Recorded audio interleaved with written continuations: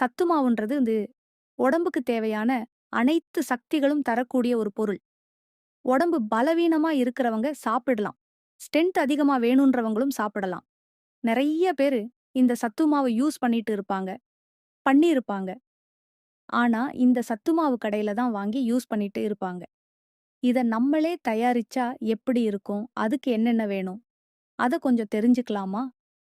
தேவையான பொருட்கள்: கேழ்வரகு 2 கிலோ, சோளம் 2 கிலோ, கம்பு 2 கிலோ, பாசிப்பயிறு ஒரு 1/2 கிலோ, கொள்ளு ஒரு 1/2 கிலோ, பொட்டுக்கடலை 1 கிலோ, சோயா 1 கிலோ, திணை 1/2 கிலோ, கருப்பு உளுந்து 1/2 கிலோ, சம்பா கோதுமை 1/2 கிலோ, வார்கோதுமை பார்லி 1/2 கிலோ, நிலக்கடலை 1/2 கிலோ, அவல் 1/2 கிலோ, ஜவ்வரிசி 1/2 கிலோ, வெள்ளை எள் 100 கிராம், கசகசா 50 கிராம், ஏலக்காய் 50 கிராம், முந்திரி 50 கிராம், சாரப்பருப்பு 50 கிராம், பாதாம் 50 கிராம், ஓமம் 50 கிராம், சுக்கு 50 கிராம், பிஸ்தா 50 கிராம், ஜாதிக்காய் 2, மாசிக்காய் 2.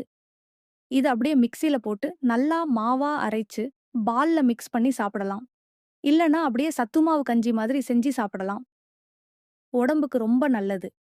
வேற ஏதாவது இதுல டவுட் இருந்தாலும், இந்த மாரி டிப்ஸ் வேணும்னாலும் கமெண்ட்ல சொல்லுங்க. லைக் பண்ணாம, சப்ஸ்கிரைப் பண்ணாம நெறைய பேர் பார்க்குறீங்க. சப்ஸ்கிரைப் பண்ணிட்டு பாருங்க. பெல் பட்டன் அமுக்க மறந்துடாதீங்க.